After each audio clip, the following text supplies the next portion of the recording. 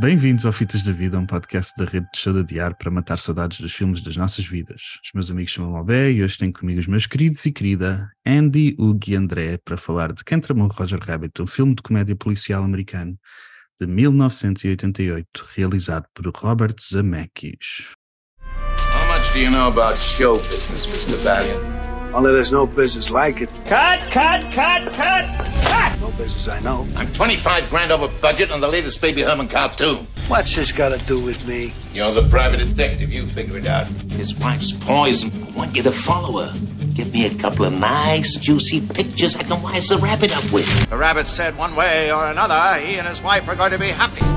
This is how we handle things down in Toontown. I'll catch the rabbit, then I'll try him, convict him, and execute him.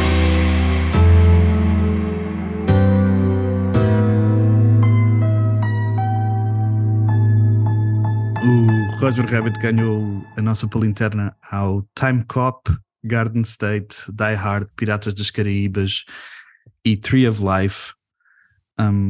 Uma pequena sinopse do filme. Passado em 1947, humanos e desenhos animados chamados Toons coexistem em Los Angeles. A história segue o investigador privado Eddie Valiant, que relutantemente aceita um caso em que o Toon famoso Roger Rabbit é acusado de assassinar o dono de Toontown e Acme Corporation. Eddie, convencido da inocência de Roger, tenta encontrar o verdadeiro culpado e desvendar quem tramou Roger Rabbit. Hugo, eu acho que foste tu que escolheste o filme esta semana, portanto podes começar e dizer-nos o que é que este filme significa para ti. Bem, como o André estava a dizer em off, este filme significa uma grande parte da minha infância. E depois, agora, eu já não via o filme há algum tempo, e assim que apareceu o lettering do filme, as memórias começaram a bater. E depois, desde o lettering até a animação, a passagem da animação para a realidade e a mistura das duas, depois eu não tinha, na altura não tinha esta visão, mas a parte mais noir do filme, com os cartoons, é brutal. E depois, quando chegou a parte do elétrico, dele andar atrás do elétrico com os miúdos, lá na parte de trás com os miúdos, as memórias aí bateram bem forte. E eu acho que muito do que este filme significa para mim, ou significou quando vi, tem muito a ver com o que o filho do Bob Hoskins disse quando ele acabou de ver o filme, que o filho não falava com ele, e ele tentou perceber porquê, e ele disse: então tu tiveste com o Bugs Bunny e não me apresentaste. E foi um bocado isto, que mais ou menos aquela cena daquela realidade de poder conviver com os desenhos que ficou. E depois é toda aquela parte mais goofy, mais de olhar para a vida com uma visão mais goofy, mais cartoon. E foi isso.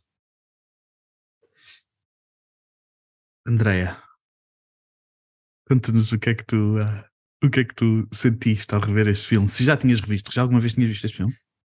Já tinha visto este filme e tinha algumas lembranças. E era um filme que eu tinha boa... Ou seja, eu acho que eu não me lembro quando é que vi mesmo muito em miúda, mas tenho essa sensação.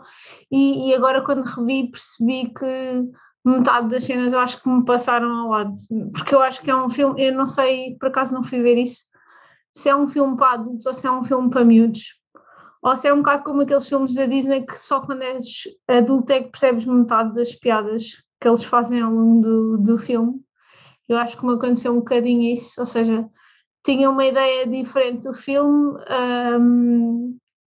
gostei de algumas coisas, outras coisas não gostei assim tanto, achei que o filme era fraquinho. Agora a rever achei que o filme era mauzinho mesmo em termos de acting e não sei quem, achei que era um bocadinho mauzinho. Pronto. Por acaso também não fui ver para quem é que o filme era direcionado, se era para adultos ou para crianças.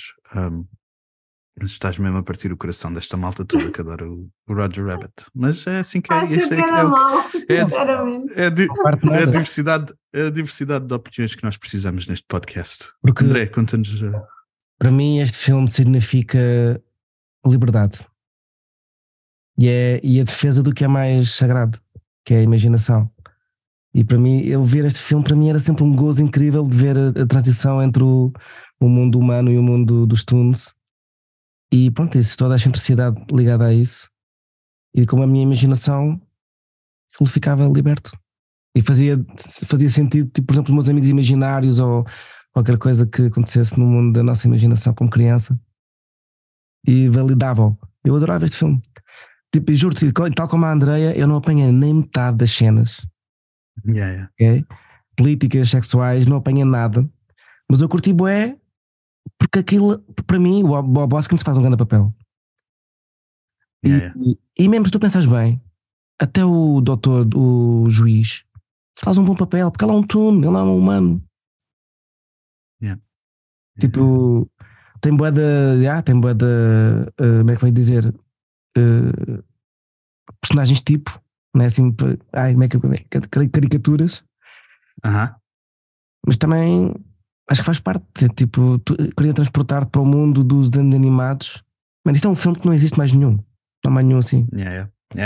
Isto é uma cena única. Pá, o nosso trabalho hoje. Vou ter que falar de Space Jam, malta, que é tipo, é uma. Eu acho que vai beber a este filme, né? O Space Jam acontece. Eu acho que sem este filme, o Space Jam não acontecia. Space Jam não te mete horny por um desenho animado. Não, nesse aspecto não, mas a verdade é que o cruzamento entre desenhos animados e pessoas, a maior inspiração deve ser o Roger Rabbit. Não, isso é possível. Por acaso, é bem possível. Depois o Space Jam, mas sim, boa referência. Não é o único. É uma excelente referência e eu tenho quase certeza que foi inspirado muito neste, mas como o André estava a dizer, não é a mesma cena, já está muito mais higienizado. Sim. Este está muito menos higienizado. Este aqui consegue ser higienizado, mas ao mesmo tempo estar ali naquele limite. Epá, que na altura, se calhar, quando este filme saiu, que saiu quando? 88. 88, ainda estamos. 88. São outros tempos. Verdade. Sim, verdade. e eu acho que também aqui vou dizer, em defesa do filme, talvez tenha um bocado de overacting que seja intencional, por causa da época em que o filme supostamente se passa. Em que na altura toda a gente fazia overacting, era o estilo. Cinema, né? Exato. O nosso objetivo hoje, como podem ver, é convencer a Andreia que este é o melhor filme de todos os tempos. Mas vamos tentar com as nossas categorias, se não conseguirmos de outra maneira. Os atores principais são o Bob Hoskins e o Christopher Lloyd. O Bob Hoskins nós já tínhamos falado quando fizemos o Hook. Rest in Peace, Bob Hoskins.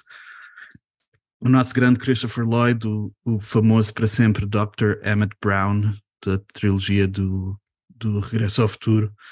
Ele fez também a família Addams e fez uma série gigante nos Estados Unidos nos 70s e 80s chamada Taxi, que eu sinceramente só conheci por causa do Man on the Moon do Jim Carrey, que a personagem dele também entrou no Taxi. Então nós vemos o Christopher Lloyd, que faz outra vez o papel da mesma personagem que fez nos 70s e 80s lá nesse filme.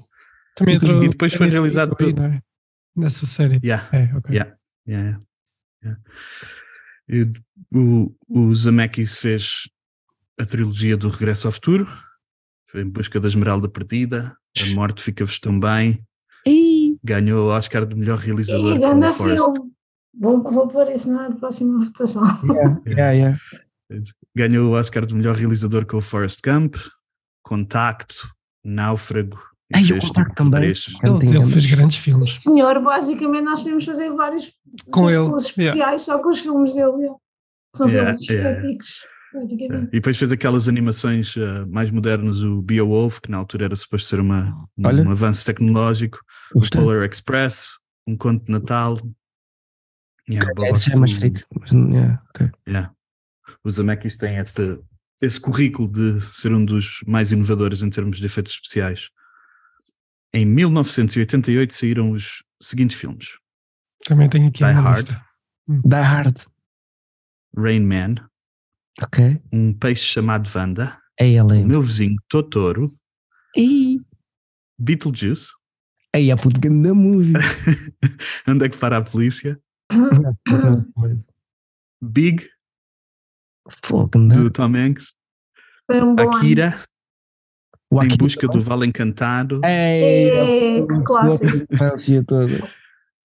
Gêmeos, do Danny DeVito Sim, do sim. Schwarzenegger, Um Príncipe em Nova York, Puto. do grande Eddie Murphy, Que- Frenético, que é um filme do Harrison Ford em França, que ele tipo, fica meio perdido em França, a mulher dele desaparece, ele não sabe o que é que se está a passar, que eu curtia bué. É. E o Cinema Paradiso, foi os que eu tenho aqui. Hugo, tens mais algum que eu perdi? Tenho aqui o Good Morning Vietnam, o Três Homens e um Bebê, Ok.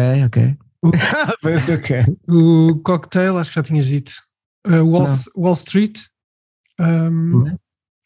o Chucky, o Ah, Boneco Diabólico e A Última Tentação de Cristo do Scorsese e o Bloodsport, Força Destruidora do Van Damme. Estás a ver? Sempre o Van Agora Damme, sim sempre a cena está presente. completa. Está sempre Van presente. Damme, sempre Agora presente. sim. E só dizer que este filme teve um budget de 70 milhões. O Roger Rabbit teve um budget de 70 milhões e o Worldwide fez 350. Que é uma cena abismal. 251 e 500, por favor, para ser mais Pronto, específico. é isso. Foi o O filme que fez na mais altura, nós. na altura Foi big. na altura foi o 20º filme com o maior box office de sempre. E neste ano ficou só atrás do Rain Man. 88. Ganhou 4 Os Oscars Oscars. também. Não foi? Era isso que ia Eu ia dizer. dizer dos Oscars aqui.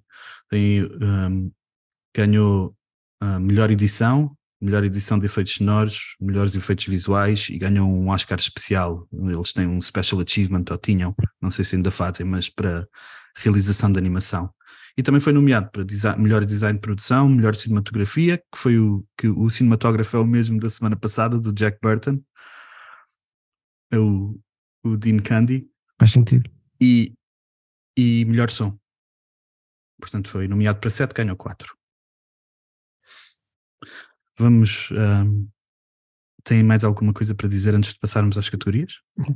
Neste ano foi criada uma nova disquete com maior capacidade. E a capacidade era 2.80 megas.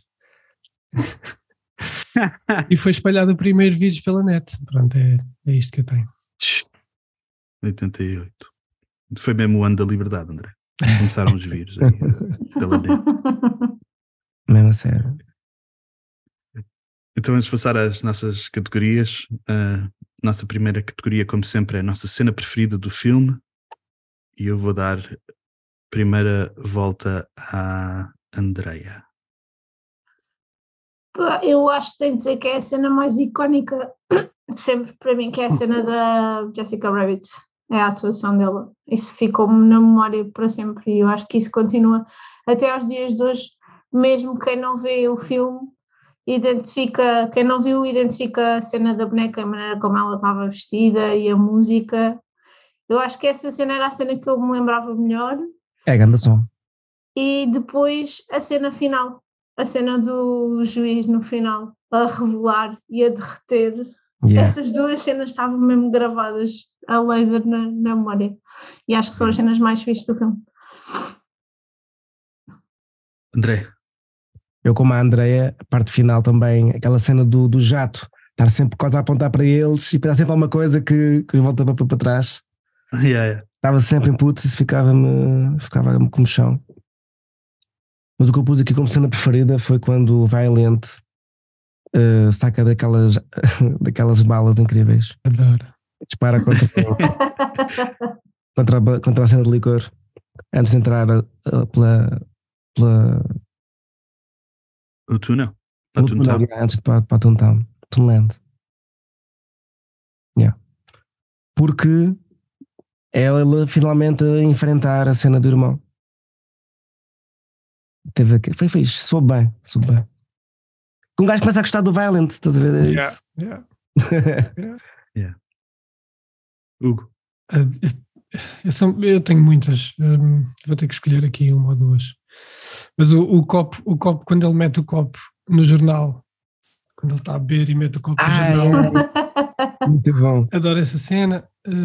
E eu não sei fazer, mas o release do Roger Rabbit, isso ficou para sempre. Um, E pronto, depois tinha muitos mais aqui, mas vou com essas duas.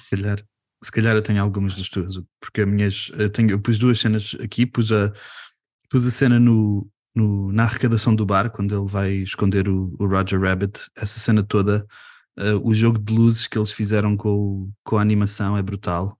Ele bate com a cabeça na lâmpada e a luz começa a fazer assim.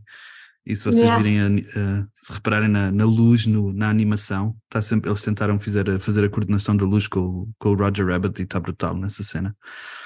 Mas depois a minha cena preferida é a cena quando ele chega, depois do primeiro dia de investigação, ele chega à noite a casa e está a ver as fotos do irmão, a fazer o remembering, e depois começa... A câmara passa dele emocionado, dá a volta até ao jornal, até ao sítio onde o irmão trabalhava, que está cheio de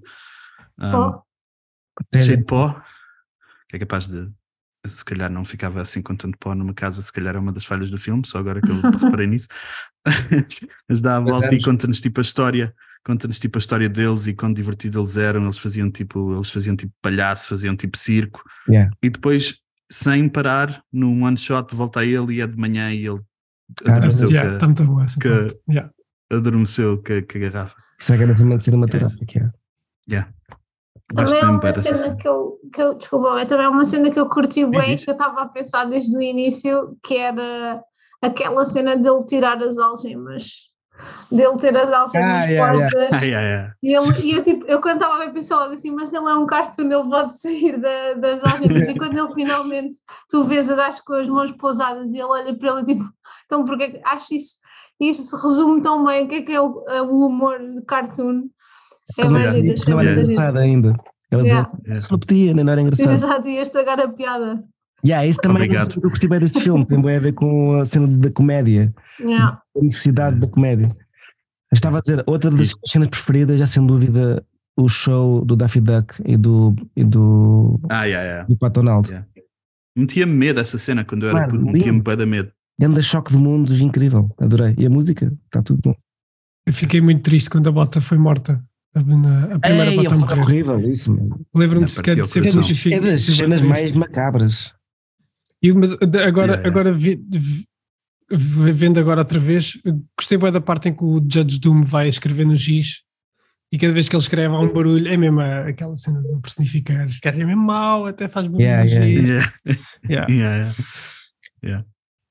Ele é mesmo uma mega personificação do mal. E eu giz, logo a seguir o bacana dizer, eu tenho informações sobre o Coelho. Está muito bom essa parte. Mas a Andy deu a transição perfeita, porque a minha quote preferida é quando o Eddie, nessa cena das algemas, diz: "You mean you could have taken your hand out of that cuff at any time?" E ele diz: "No, not at any time, only when it was funny." Também tem essa aqui. O timing da piada é bom. É bem bom. E qual é que é a vossa quote preferida? Tenho várias. Mas são tipo frases soltas. Tipo, uma delas é ela a dizer ao Coelho better than Goofy. Tipo, para fazer sentir melhor. Ela sempre é fofinha.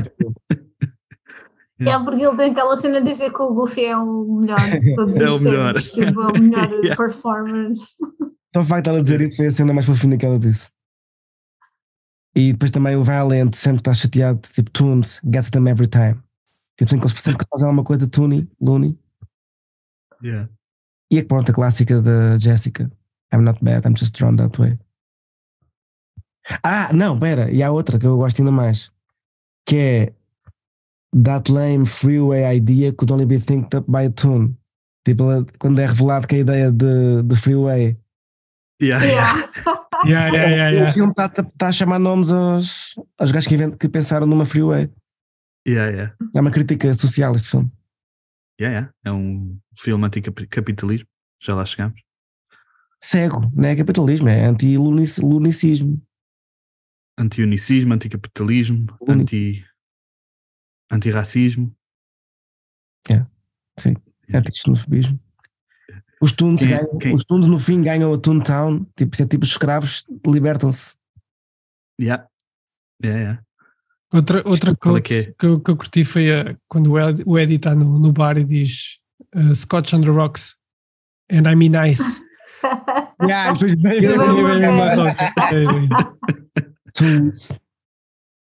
Eu tenho aquela lamechas de que o Roger Rabbit diz ao Valiant.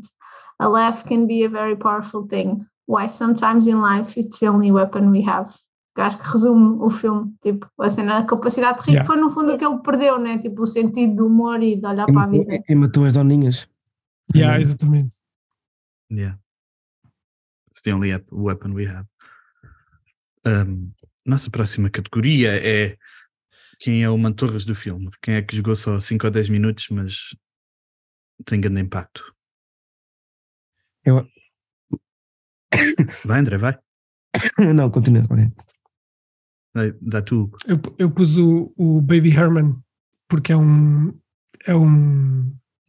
gajo que apesar de tudo vai defender para já começa a dar protagonismo ao Roger Rabbit no início e depois vai defender o Roger Rabbit, vai ter com o Eddie para ele não desistir do caso.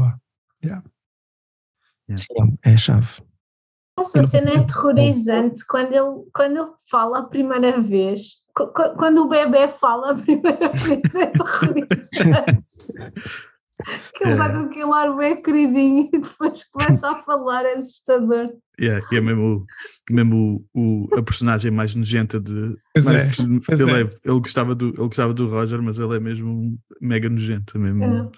Só o que ele diz à mulher quando está no carrinho nessa parte tem que estar a falar com o Eddie. Meu Deus. E ele chorar quando lhe cai o charuto. O meu Mantorras foi o Benny da Cab, porque ele é que aparece lá atrás e salva os gajos. Pois permite fugir. Benny é bom. Foi que escolheste também, André? E também tem uma voz grossa. Até pode ser o mesmo ator. Pois se calhar ainda é o mesmo ator, nem fiz pesquisa sobre isso. Mas aí eu pus o Cap também, Porque é bem, o Kralman salvou-os nos momentos mais importantes. Ele salva tudo. Pneuzinhos. Tadinho. O que levanta uma dúvida sobre como é que aquele dip funciona mesmo, como é que aquela... Porque aquilo é querosene e não é querosene não, turbentina, não sei o quê. É um diluente, basicamente é um diluente que dilui as tintas que fazem os animados. Eu achei essa cena genial, que o Deep fosse uma cena que realmente apaga os desenhos animados. Acho que é um grande design. The Deep! Esse grito. Veja, ela sai bué de personagem aí. Ela fica mesmo. Ela está sempre bué sensualona assim, e de repente quando vê o coisa, eu achei bem engraçada essa parte. Eu pus o Judge Doom, mas só a parte em que ele se revela como cartoon, quando ele finalmente se revela como cartoon. Já percebi. Ele só aparece mesmo no fim do filme, só se revela mesmo no fim do filme e aterrorizava-me quando era criança. Aí por acaso daquela motosserras, tens razão. O Santiago é o meu filho, para quem não sabe. O Santiago viu este filme comigo desta vez, e ele quando o Judge Doom finalmente se revela, ele lindo. Mas depois passou, mas pensou aquela... Era o que estávamos todos a sentir nessa parte. Quando nós éramos pequenos, era mesmo. O gajo era um vilão mesmo assustador, toda a figura dele, eu acho que ele é um dos grandes vilões de todos os tempos, ele é mesmo assustador. E o nome dele de vilão é qualquer coisa também, Judge Doom é mesmo no nariz. É um gajo que vai matar os desenhos animados, é uma cena mesmo hardcore, né? Para fazer uma autoestrada. Para fazer uma autoestrada e vai exterminar os desenhos todos, vai destruir mesmo a cidade vilão deles. máximo.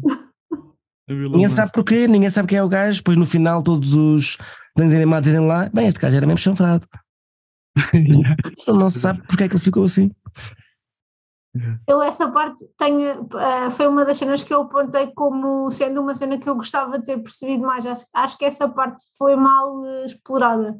Se ele se calhar fosse um vilão que toda a gente conhecesse, fosse um desenho animado que fosse do imaginário geral, né? Pelos vistos, não. Tipo, é que nós não sabemos quem ele é, e eles também não exploram isso, mas quando ele, pronto, ok, a grande revelação é que ele é um cartoon, mas senti que se ele fosse alguém mesmo conhecido, que nós temos como vilão, ainda era assim uma cena mais tipo, é este gajo. Mas se calhar Ainda isso essa ia parte- tirar o significado do filme que eles queriam dar. Pois, ou distraía um bocado a atenção, mas senti, tipo, curtia ter sabido mais sobre essa Já, personagem. fiquei à vontade. Fiz com vontade. Podes fazer uma sequela, já chegamos a essa categoria. A nossa próxima categoria é Eixe, é aquele gajo. Eu pus a Dolores, Ok. a namorada / não sei se é, imagino que eles não sejam casados, não parecem casados, Não, mas são a namorados. namorada do Eddie, porque eu conhecia para mim sempre foi esta daqui e a ruiva, a replicant ruiva do Blade Runner. Ok. E depois, para além da Dolores, pus o detetive que o acorda lá no escritório. Esse detetive é o gajo que o Darth Vader estrangula na Guerra das Estrelas. Bem, I find your lack of faith disturbing. E diz o Darth Vader dele. Yeah. olha, eu não tinha posto ninguém porque eu Nem realmente eu. não tinha reconhecido ninguém. Nem eu. Eu pus o Newman, mas depois o Newman afinal não entrava no filme. O gajo, o diretor Yeah, do cartoon no início parece-me bem o Newman e achei bem apropriado ser o Newman, porque o Newman ainda por cima entra no Space Jam, então tipo fazia-me sentido. yeah. Mas depois fui ver e não era, pesquisei bem, não era o gajo. Então passamos à próxima, que são as dicas que não envelheceram bem. Se calhar dou a primeira bola à Andreia, para a Andreia dizer mal do filme, que é para depois nós tentarmos salvar. Não, opa, não vou dizer, eu acho que não prejudica, e eu acho que tem a ver com a época em que o filme quer existir, né? No contexto em que o filme existe, mas acho que há uma objetificação clara do corpo feminino, não só na Jessica, mas tipo, naquela cena que ele chega, quando o bebê está lá, e tens aquele plano dela de costas, aquilo que o bebê diz, o bebê é ganda misógino. A cena da Jessica Rabbit que eu achei bem perturbadora é o dono da Toontown de ser mesmo ganda cena, ele não perde, pá, é mesmo aquela cena de velhote rebarbado à espera que a Jessica atue. Isso achei, nem foi tanta cena dela ser sensualona e não sei o quê, é mais dar ali certas cenas que mas são... Andréia, achas que ela cantou mal? Que é Não, que acho que essa cena ela acertou? acho que, Ou se calhar opá, era mesmo fã da maneira dela cantar. pá, não, mas a cara que ele está a fazer não é essa, E o outro até diz, mas porquê? Ele tem alguma pancada por coelhas e depois ela afinal não é uma coelha, tipo, é uma gajona e pronto, acho que há cenas do filme que são um bocado, e mesmo a cena do Valiant, quando os gajos entram e começam a disparar para todo lado, o gajo puxa a Dolores mesmo pelo decote, acho que é um detail meu. É para ter graça, mas eu tenho quase certeza que foi pensado por um homem. Então, se fosse uma mulher a pensar aquilo, ele nunca puxaria a Dolores para baixo por um decote.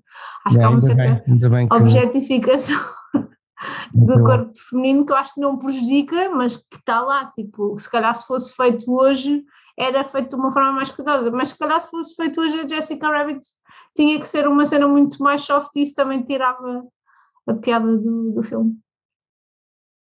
Tenho só That's it. Caso a dar. não gostei de ver o Valent a beijar o coelho a pensar na Jéssica. Achei isso um bocado triste. Eu estava a dizer só para defender a posição da Andreia. Há duas cenas na versão.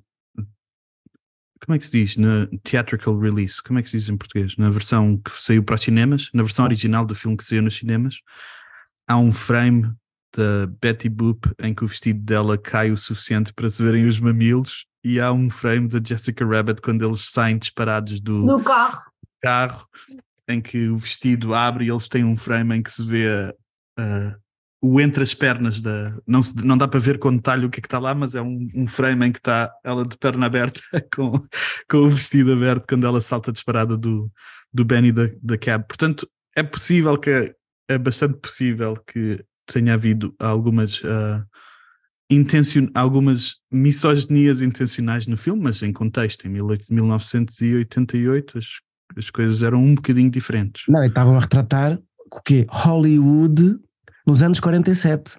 Portanto, Sim. é Mas por isso é que eu estava a dizer, tipo, é uma cena que não, se calhar se fosse hoje era já feita de maneira diferente, mas existe, está lá, ainda que a gente justifique, eu acho que existe. E mesmo que esteja lá, acho que está feito de uma maneira bem fofinha, sempre. Tipo, olha, ele a trair a outra bacana foi a fazer. Essa cena lindo. chocou-me um bocado, confesso, essa cena do Patty Cakes, porque é um bocado gráfico sem ser gráfico, porque tu ouves. Depois é bem giro perceberes que eles estavam tipo. Mas se tu pensares, tu veres aquilo em miúdo, é que depois tentei-me lembrar, mas que idade é que eu tinha? Porque eu nasci em 87, portanto eu não vi quando o filme saiu, mas lembro-me de ver aquilo, tenho a sensação que vi aquilo no cinema, que é estranho. E imagino os meus pais terem-me levado ao cinema para ver aquilo e aquilo estar a acontecer no ecrã, porque devias ter públicos de muitas idades diferentes. Tu vais ver o cinema. Eu tenho a sensação que vi aquilo no cinema, tenho quase a certeza. Mas eu acho. Eu ia dizer que por um lado eu acho que os miúdos eram os que estavam mais protegidos, porque eu não me lembro de associar nada. Claro que não tinhas essa noção, né? Tipo... Não tinha ainda tinha a minha inocência e não fiz a associação de que estava pensava, claro, a ideia era que eles estavam que a Jéssica estava a trair de alguma maneira o Roger Rabbit, mas não fazia ideia o que é que estava a passar. Sim, é um filme risqué em alguns aspectos, mas pronto, é isso. Eu acho que retrata, eu ainda assim, mesmo com estas coisas todas que a André, que eu acho que tem razão, eu acho que o filme retrata de certa forma bem o que se passava em 1947. Quase isso também concordo. Sim. Em que o ator principal, como o como é que se chama o bebê? Herman. O Herman é um mega ator misógino que abusa das mulheres, só usa as mulheres como objeto. Mas que faz bebê no cinema. Porque se acha o ator campeão do mundo, pode fazer o que ele quiser. Parece quase o DiCaprio.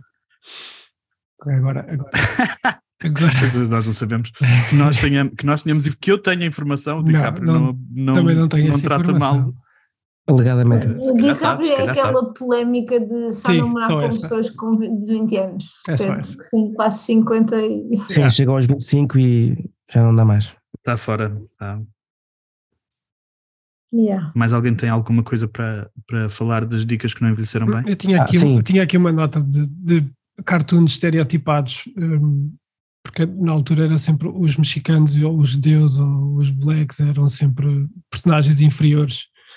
Pronto, era só isso mesmo. Hoje em dia, se calhar, hoje em dia não há disso. Já temos animações em que os personagens principais não são brancos, portanto, se calhar isto existia bastante antes.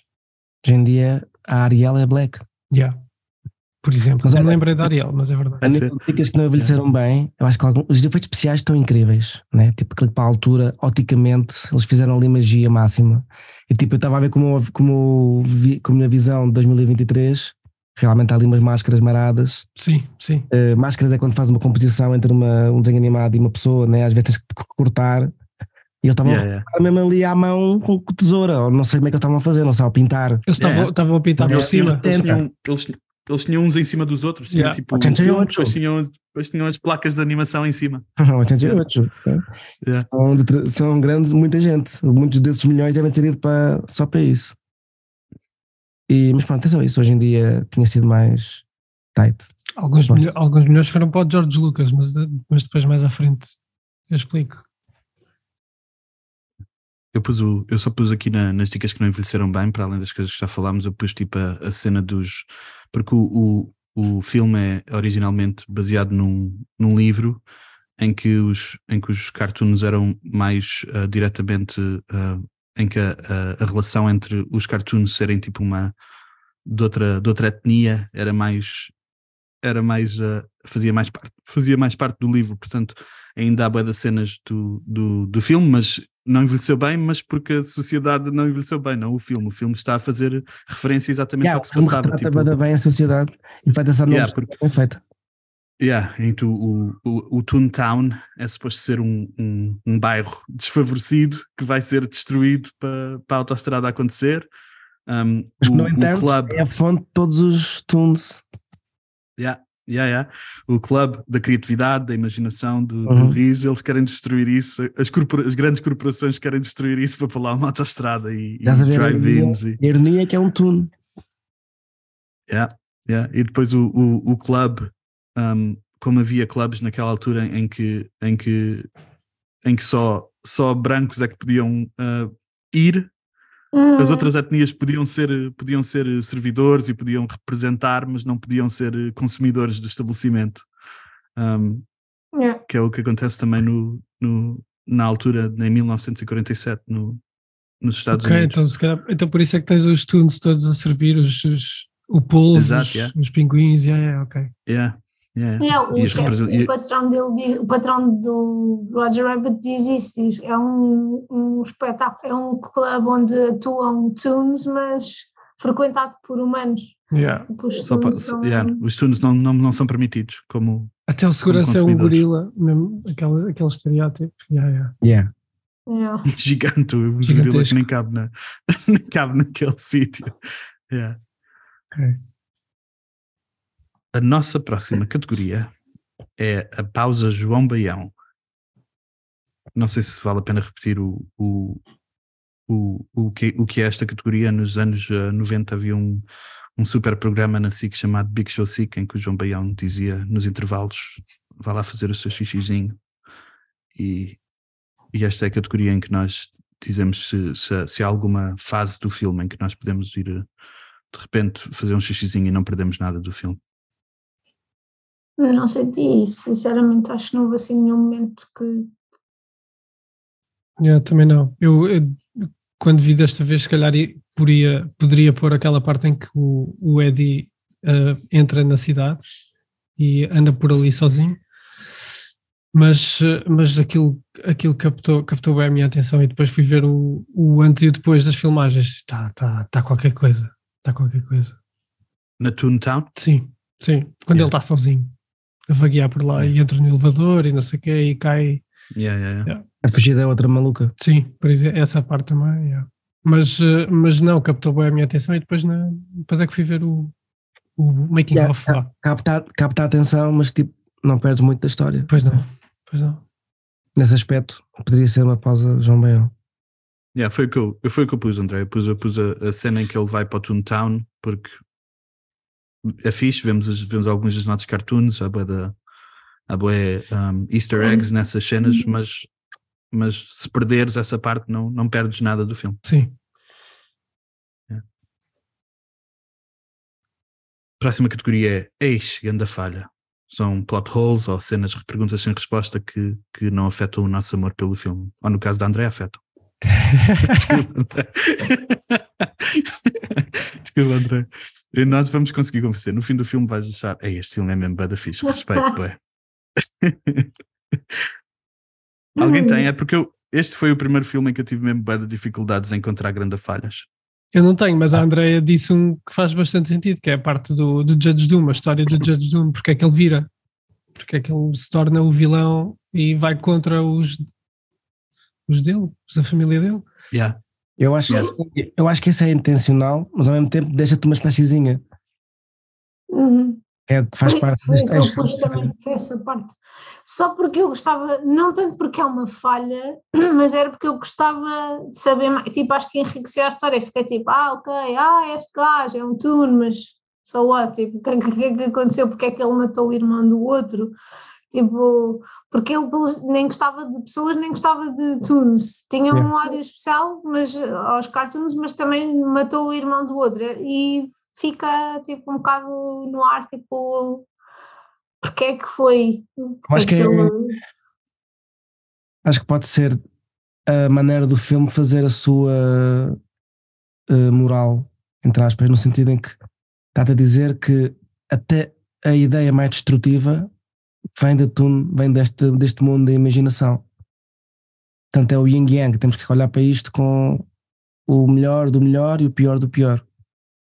Porque se tu fores olhar numa lógica de etnia e segregação e por aí fora, tu, na altura dos campos de concentração, tens muito essas histórias de judeus que eram nomeados os líderes dos campos de concentração e que tratavam pior os judeus do que os próprios alemães. Tal como na China fazem nas prisões, etc. É isso, eu acho que ele se calhar representa um bocadinho isso, mas gostava de perceber qual é que foi o gatilho para ele se tornar nesta pessoa, neste mundo.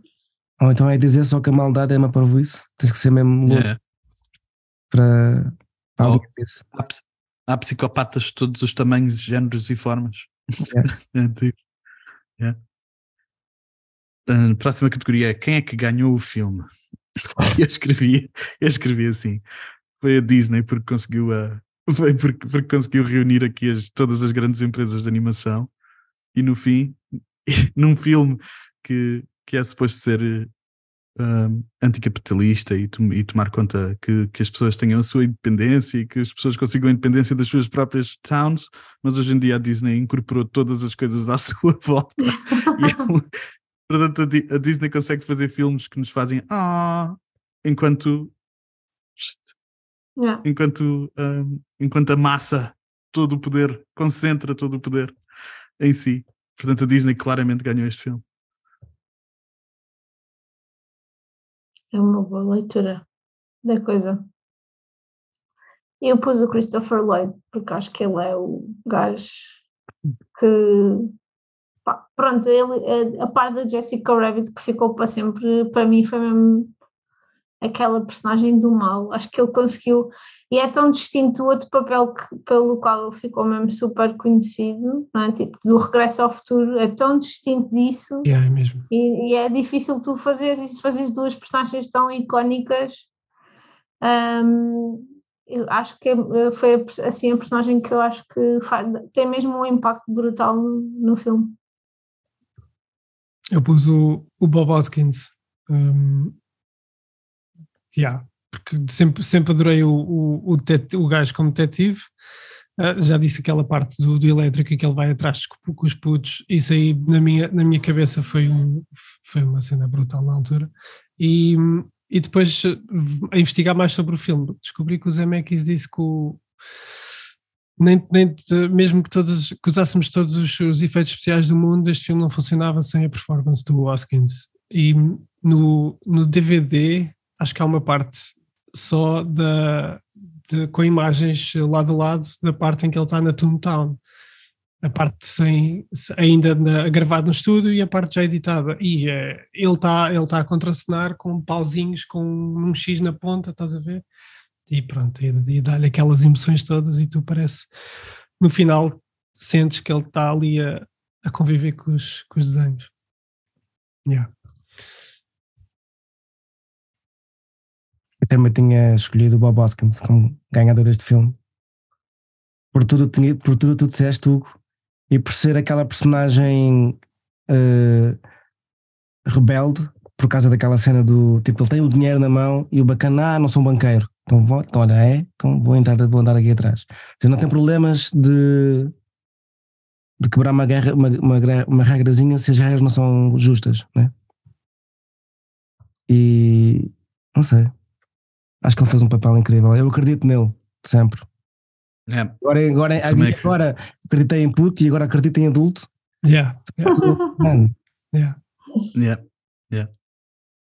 Eu também acredito no Bob Hoskins. E foi uma excelente escolha que eu tenho na nossa próxima categoria, que é o auge da carreira. Para mim o Bob Hoskins sempre foi o detetive do quem tramou o Roger Rabbit. Não acredito, não sei se o Bob Hoskins fez outras coisas em que ele tenha sido tão ele ganhou um Oscar, conhecido no mundo. Ganhou um Oscar, mas eu não sabia sequer que ele tinha ganho um Oscar antes de ver. Ele ganhou um Oscar. Ganhou antes, em 86, com um filme chamado Mona Lisa. Mas provavelmente aí deve ter sido o auge da carreira dele. Mas para nós é este. Mas para nós, claramente este. Para Eu também crianças dos tenho anos no auge 80 da é este. carreira. Eu também tenho no auge da carreira o Bob Hoskins, que acho que foi mesmo que é o papel mais icónico dele. Eu tenho o Roger Rabbit como auge da carreira, porque eu nunca mais o vi, só mesmo aqui. E, Roger Rabbit? yeah, Eu nem sabia que ele tinha desenhos animados. Pois, Até... ele tinha, Ele tem?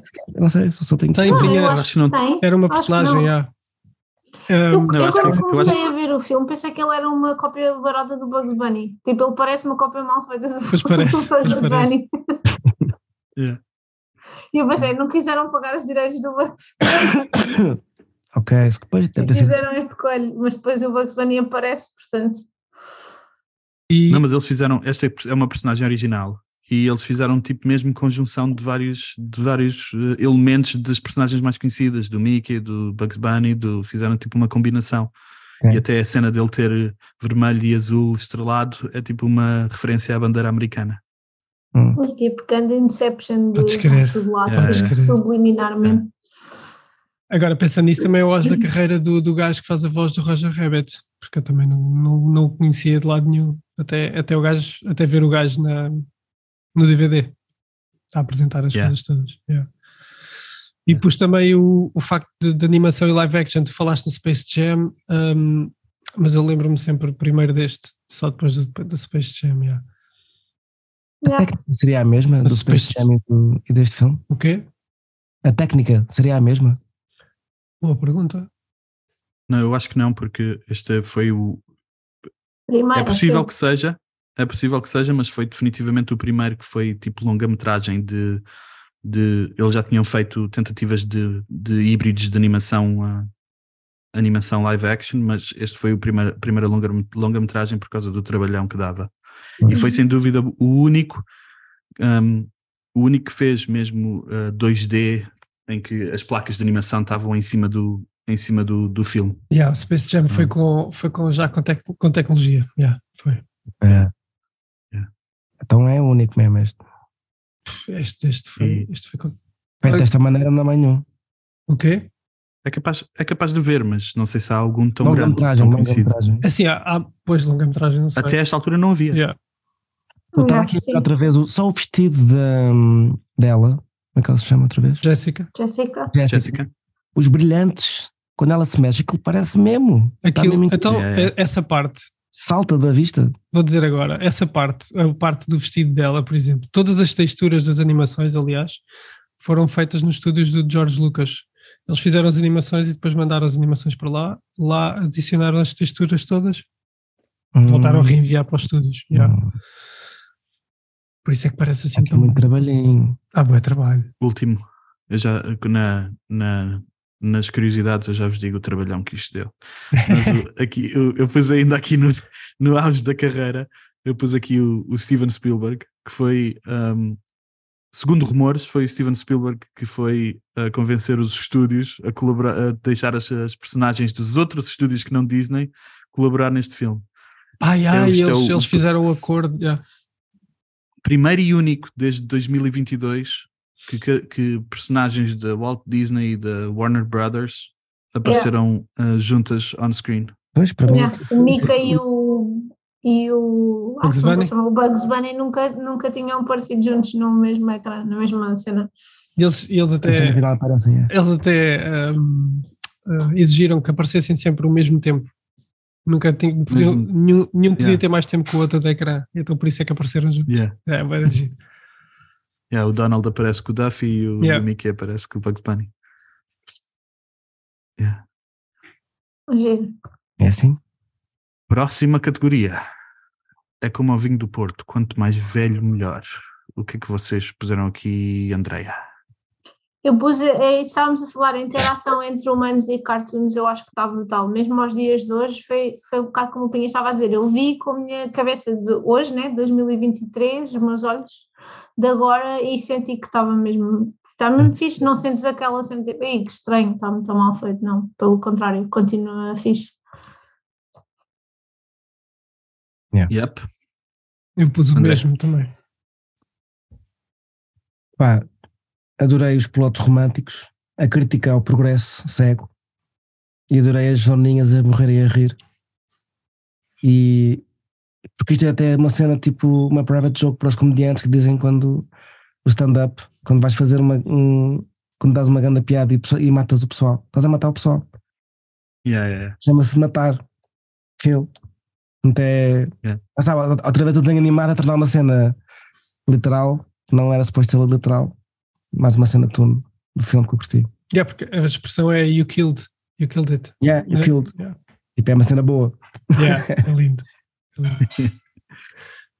Yeah, eu pus o que a André pôs, porque eu fiquei impressionado com eles a mexerem na cara deles, tudo. Estas interações todas são brutais. Yeah. Está muito bem feito. Para juntar a isso que vocês estão a dizer, eu pus a mesma cena, mas pus aqui que o Zemeckis achava que a chave para vender a credibilidade do filme era a linha de visão. Ter a certeza que os atores estavam a interagir com as personagens, a olhar para o sítio onde eles vão estar. E por isso filmou todas as cenas 2 vezes. A primeira com um fantoche para fazer referência onde é que os personagens iam estar, e depois sem fantoche para poderem pôr a animação lá, mas eles já tinham tido a referência de onde é que ia estar para ele tentar, para o Bob Hoskins e os atores tentarem seguir a mesma linha de olhar que estavam. E quando falharam, quando chegaram à pós-produção e tinham que fazer as animações e não estava bem no sítio onde eles queriam que tivesse, eles animaram depois as personagens, tipo, por exemplo, o Roger Rabbit põe-se em bicos dos pés para ficar uma beca mais alto, para ficar na linha de visão que ele estava a olhar. Tipo, fizeram as animações colaborar com a atuação dos atores para manter essa linha de visão. E eles acham que é isso. O Zemeckis achava que era isso que ia vender o filme como Reels. E o gajo que fez Roger Rabbit andava vestido de Roger Rabbit nos sets, só para dar um bocadinho mais credibilidade à cena. É brutal. O gajo parece uma beca apanhado, mas respeito. Se não fosse ele, se calhar isto não. As próximas categorias são recasting, se fosse eu a escolher, qual eram os atores que vocês escolhiam, e a adaptação portuguesa. Podemos começar pelo recasting. Vocês fizeram alguém? Eu tenho só o que era suposto ter sido, e depois adicionei um meu para o Judge Doom. Meu para o Judge Doom tenho o Raul Julia, que fazia o Família Adams e tudo mais. E o Captain Bison no Street Fighter. Exatamente, mas havia um ator bué da bom que se calhar também fazia bué da bem de Judge Doom, que era suposto, que eles equacionaram, que era o Tim Curry, mas nas audições eles disseram que era too scary. É brutal. Pois, o Tim Curry. É brutal. E eu descobri uma que eu não sei se é verdade ou não, e eu tenho que ir ver se isto faz sentido. Eles escrevem Tim Curry? Tim Curry, Tim. Era o Arnold Schwarzenegger para o Judge Doom. Eu não faço ideia se isto é verdade. O Arnold Schwarzenegger, Judge Doom e Conde Monte Cristo. Isto é só. Em todos os episódios temos o Schwarzenegger a fazer qualquer coisa. Grande Schwarzenegger, Conde Monte Cristo. Isso. André, escolheste alguém para o recast? Eu não pus ninguém, só achei interessante que em vez do Bob Hoskins era suposto ser o Harrison Ford, ou o Chevy Chase, ou o Bill Murray, e estavam aí outros nomes como Robert Redford, Jack Nicholson, Stallone. Achei interessante que era tipo, porque ia mudar, porque imagina o Stallone a fazer isso. Sim. Talvez o Bill Murray conseguisse. O Bill Murray dava um grande Valente, eu acho. Sim, desses todos. O Bill Murray ia ser bom. Não tinha. Porque acho que ele cumpre bem o papel, no sentido de necessidade de mudar. Porque uma cena que nós não falámos, mas não falámos diretamente, foi da cena em que ele está a fazer palhaçadas para as doninhas se rirem. É bem difícil ele passar da personagem séria que ele tem para fazer aquela palhaçada e estar à vontade para ser o palhaço naquela altura e fazer-nos acreditar que ele podia ser. É bem difícil. Ator, mano. Para Hoskins é grande.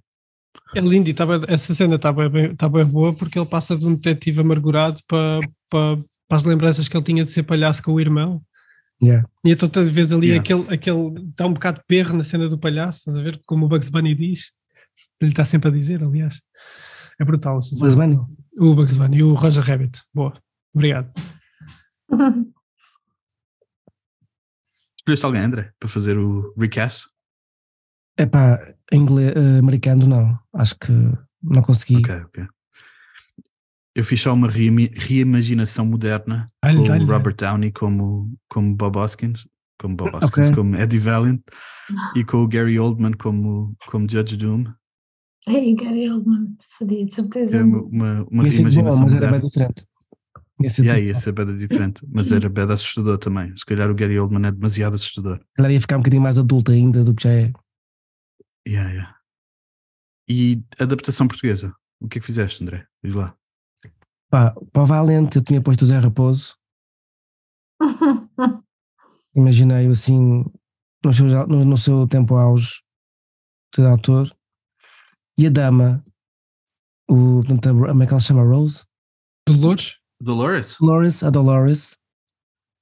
Eu tinha pensado numa atriz portuguesa, mas não me lembro por nada desta vida o nome dela. Ainda é procura na net como é que eu chegava lá, não consegui encontrá-la. Mas fica a minha intenção. Excelente. E tu escolheste alguém, André? Eu só tenho para o Judge Doom. Eu acho que o Wallenstein, o José Wallenstein, fazia um grande Judge Doom. Por acaso. Porque ele é sempre assustador. Em tudo que ele entra, dá-me sempre arrepios. Acho que ele seria um grande Judge Doom. É um bocado loony. Yeah. É melhor. Já repararam que as referências que nós que falámos, as pessoas, os atores, tanto o Tim Curry como o outro que o Hugo deu o exemplo da família Adams, caracterizam-se todos pelos olhos, terem os olhos grandes, e o Wallenstein também tem seus olhos, porque acho que isso é um aspecto muito marcante da personagem, além daqueles dentes assustadores que ele tinha, mas os olhos são uma cena muito marcante. Eu tinha posto outro Judge Doom, mas vou com o teu. Esse é bem melhor.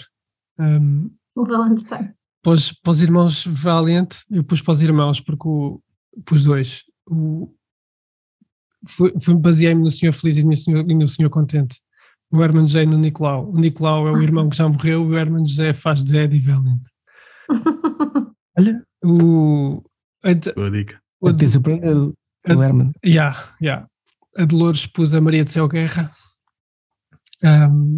As foinhas podiam ser 5 putos dos morangos, quaisqueres. E o Baby Herman era o José Carlos Pereira com aquela animação de um filme dos Wayans Brothers em que eles fazem de bebê e está com a cara do José, estás a ver? Podia ser isso. O Judge Doom eu tinha outro, mas vou com o Wallenstein. Bem melhor. Boas escolhas. Nossa próxima categoria são as dicas interessantes que encontramos online. Curiosidades ou notícias pré e pós que encontramos sobre o filme. Já fizemos algumas referências, mas eu vou só dizer aqui algumas para vocês. Estávamos a falar de quão difícil foi fazer este filme. O filme as animações foram todas desenhadas à mão. O Zemeckis considerou, vamos fazer isto com computadores ou não, mas acabaram por decidir por fazer tudo à mão. Já tinha sido feito algumas vezes, mas só curtas, como já tinha dito. Este filme é o primeiro que tem 55 minutos de animação, nos 104 minutos de filme. Foram utilizados 82.080 frames de animação, todos colados diretamente na película. Demorou 2 anos a fazer só a parte animada. E eles tiveram que trabalhar alguns dias, mais de 20 horas, para cumprir os deadlines que tinham prometido. Já sabemos quem é tonelante, os bacanas tiveram a trabalhar horas e horas. Cada minuto de animação custou entre 250 e 300 mil dólares em 1988. Foi mesmo um trabalho incrível que eles tiveram durante este. Se calhar é por isso que o filme ficou tão bom, porque tiveram mesmo bué horas e tempo e dinheiro gastos neste filme. as interações dos desenhos com o mundo real, quando eles estão a manipular objetos reais, foi toda feita ou com braços robóticos ou com jogos de cordas e fios. E a cena principal que eles disseram que foi a mais difícil de fazer foi a do nightclub, porque o bar todo está levantado do chão e estão pessoas por baixo com as bandejas a fazer linhas de onde os pinguins vão passar, para depois animar os pinguins nos braços com as bandejas. Isso deve ter dado um grande trabalhão. A cena do barco. Há bem interação com vidros e copos. Até o polvo, meu. O polvo também tem essa parte tudo nas cordas. Que trabalhão. Tens mais? Tenho bués. Dá-lhe. O túnel para a Toontown é o mesmo túnel do Regresso ao Futuro.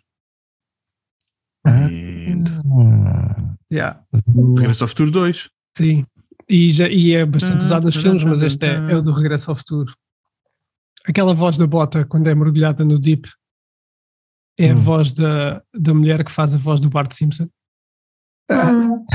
E foi um dos primeiros trabalhos dela.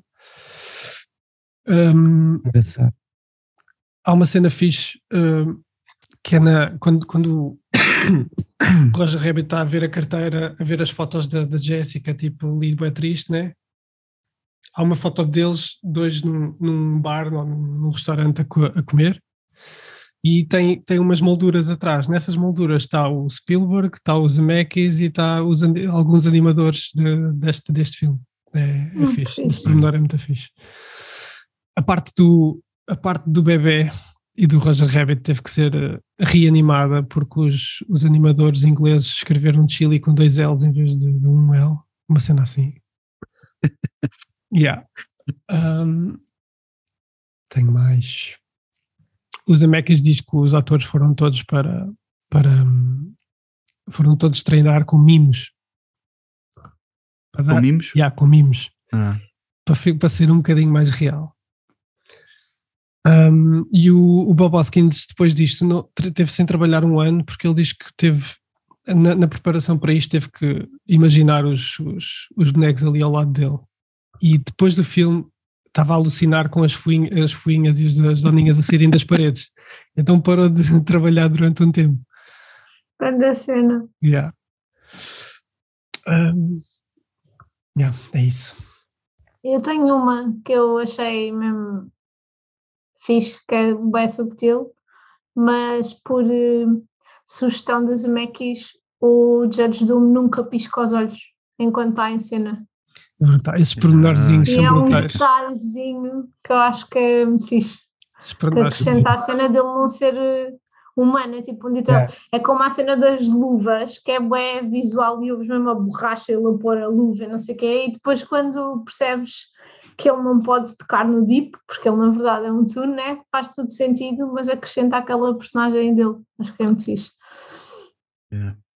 Tem outra, aquela quando o Judge Doom morre não, quando é espalmado pelo cilindro, aquela animação foi feita em stop motion e aquilo é um boneco mesmo, e os Zemeckis têm esse boneco no escritório dele ainda hoje.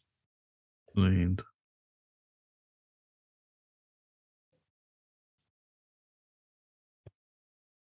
Sem mais, passamos então para se há algum nome melhor para o filme. Eu não consegui encontrar, eu adorava o nome deste filme quando era miúdo. Entre o Roger Rabbit, eu adorava o nome, adoro hoje em dia e não consigo mudar o nome. Alguém tem um nome? Melhor, não sei. Igual, ou igualmente bom. Dá-lhe, André. Não, tinha só um parvo. Dá-lhe no parvo. É porque eu também tinha um parvo, mas não tive coragem de dizer e vou dizer só porque tu vais dizer o teu. The Looney Tunes. The Looney Tunes. Não é tão parvo como o meu, porque o meu chama-se Capitalismo Ganhou. Só a pensar você pensa que vai haver uma cena nada a ver.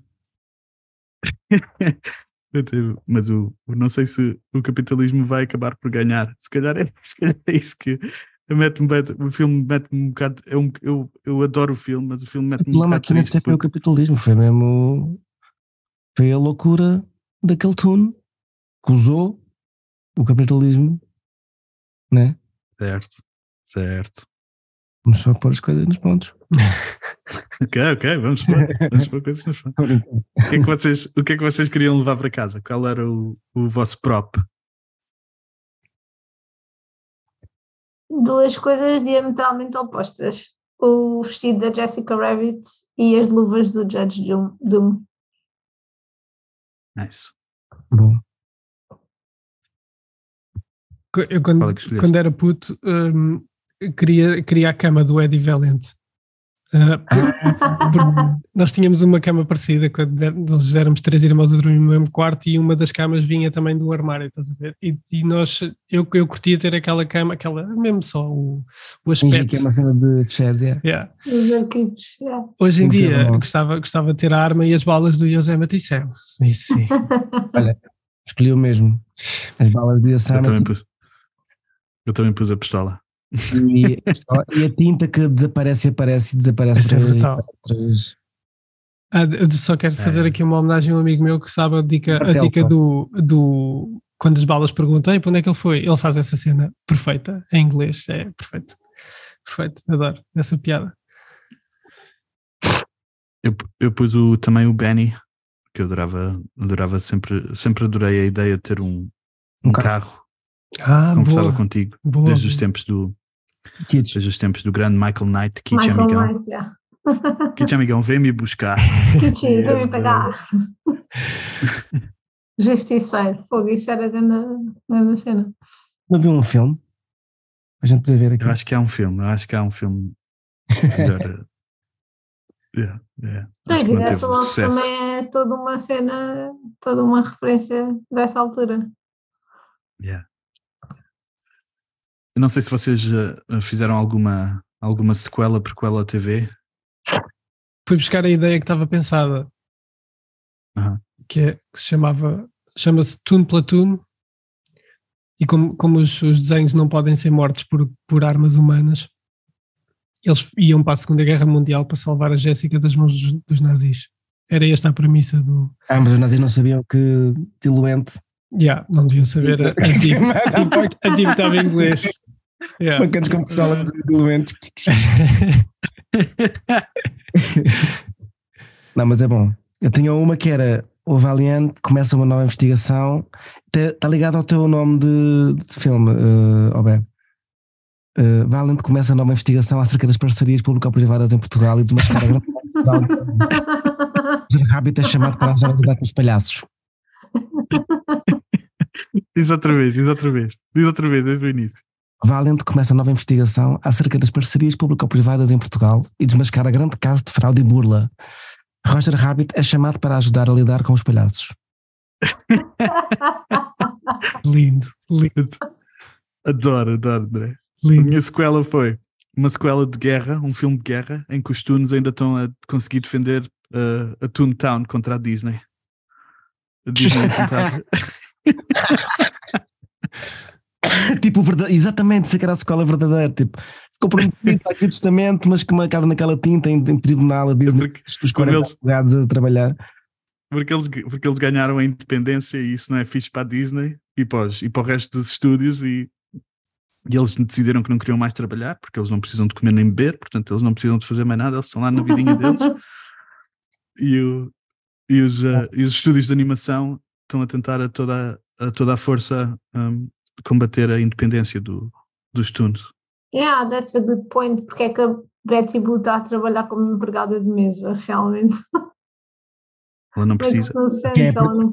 Porque é a partir branco. Coitadinha. Mas aí, quando ele se ri para ela diz I still got it, Eddie, e ele olha para ela e ri-se, aí é que tu vês um lampejo daquilo que ele foi em tempos, da cena dele gostar dos Toons em tempos. Acho essa cena bem carinhosa. Eles fizeram este mundo fez os Toons acreditar que também precisavam de dinheiro para viver. Claramente eu tenho um tema no coração relacionado com este filme. Última categoria e a mais importante, lição de vida. Poder para as pessoas. Também. É a tua lição Vamos lutar. É a minha lição de vida. Poder para as pessoas. Neste caso para os tunes, mas como os tunes para mim representam concordo com a tua cena. tudo o que há de melhor. Concordo com a tua cena, visto que o poder é tudo, é o bom e o mau. Portanto, até a tua imaginação, que aqui é simbolizado pelos tunes, pode ser tua inimiga, né? Porque foi a imaginação do tune que lhe deu esta ideia estúpida de destruir Toontown. Tu nem sabes porquê. Portanto, é tomar poder, empoderar-te com a tua responsabilidade. Pronto, né? Ao mesmo tempo, a tua imaginação é a tua melhor amiga ao mesmo tempo, portanto não podes descartá-la. Portanto, né? 80. Bora só celebrar os tunes. Dar-lhes independência. Eu acho também que é a importância de rir, o impacto que o riso tem na tua vida, a capacidade de rir e a capacidade de te apaixonares pelas cenas e o poder da comunidade, tipo, quando todos se unem em prol de uma cena. Yeah. Eu tinha essa parte da aceitação e da comunidade, da coexistência entre humanos e não humanos, mas neste caso podemos passar para classes sociais, o que quiserem. Yeah. E o sentido do humor. O sentido do humor will set us free. Enquanto não perdermos o sentido do humor, ou se perdermos, temos que fazer um esforço máximo para o recuperar, porque é a única maneira boa de viver esta vida. Mesmo a sério. Temos mais alguma coisa antes de fechar?